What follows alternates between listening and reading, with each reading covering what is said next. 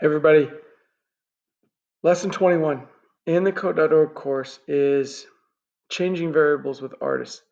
You can do some really cool stuff here, some really unique and interesting geometric designs that can come out of the work you're going to do here. So I'm excited to see what you do. I hope you guys give me some screenshots of the stuff you do, not just the last thing here.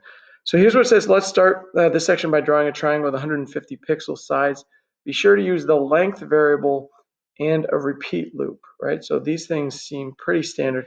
Let's click OK and go ahead and get started here. So first thing I'm going to do is put a loop in, right? And I love that the loop is coming in with 3, right? Because I'm doing a triangle, so that makes some good sense.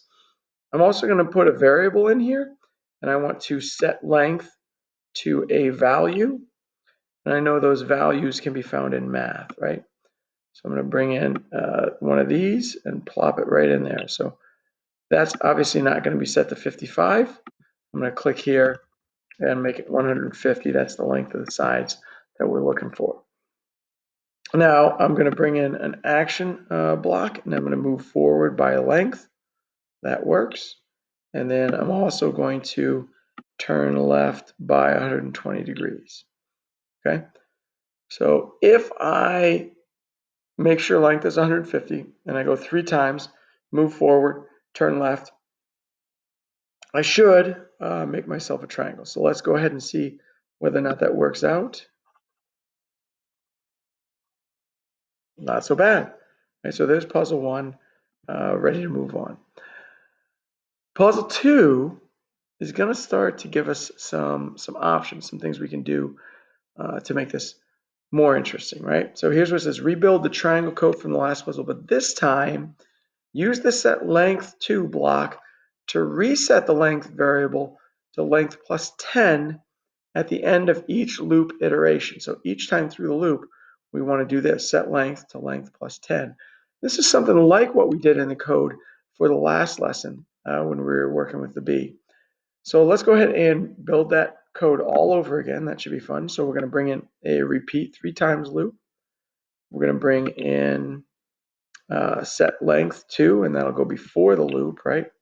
And then if we remember, they say we want to bring in a set length 2 in the loop also. Now that'll go after everything else, but still an important notion. All right, so what are my actions? I want to move forward by length.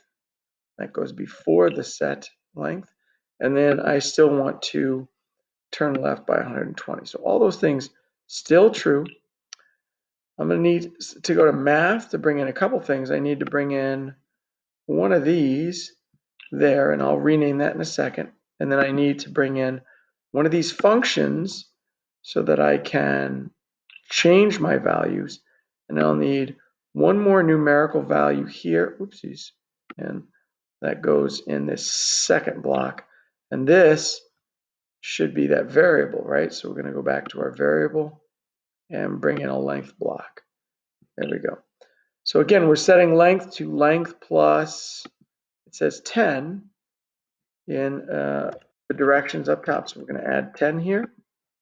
And then again, our length should originally be 150. If we can type that in, maybe 150. 3 times through, we're going to turn, we're going to go forward by length, turn left, and then we're going to increase length by 2, and then keep going through that 3 times. Let's take a look, see if it matches up what we've got here.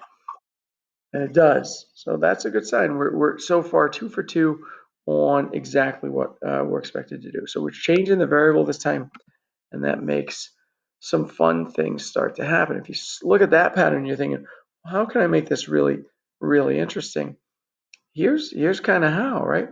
So here becomes the next thing. This, again, thanks for the again, that icon means we're going to work from one to the next. So here's what we wrote last time. But this time, you can see what we're going to do. Instead of just repeating 3 times, let's repeat 30 times. Now, again, the code should be the same other than that. We're going forward length. Look at these. Some of these other things got changed over a little bit.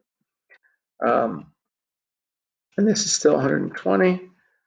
we're going, and our length is supposed to increase by 10 every time. So I'm going to make some of these numbers back to the way they were 3 seconds ago. I would tell you what happened here, but you don't need to know. So this length is going to start at 150, and it's going to go 10 higher every time. And we're going to go through that 30 times. And you can see, hopefully we'll draw that picture there. Let's go ahead and click run.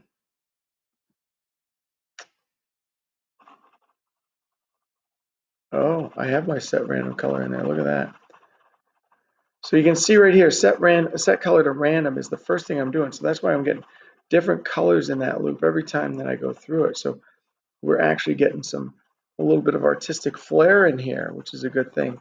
As we continue forward, hopefully we'll be able to keep that even more creative, right? So that looks pretty cool, I think. But let's go ahead and click finish and um, continue on. And you get a chance to take a picture of it. That's nice, right? But then we start really going off of the code that we've already written. What we're really going to be asked to do the next couple lessons is just think of ways we can change or modify that so that we're getting different kinds of things going on. And I know you guys can come up with great ways to change and modify stuff, so I'm not going to show you the rest of what we need to see.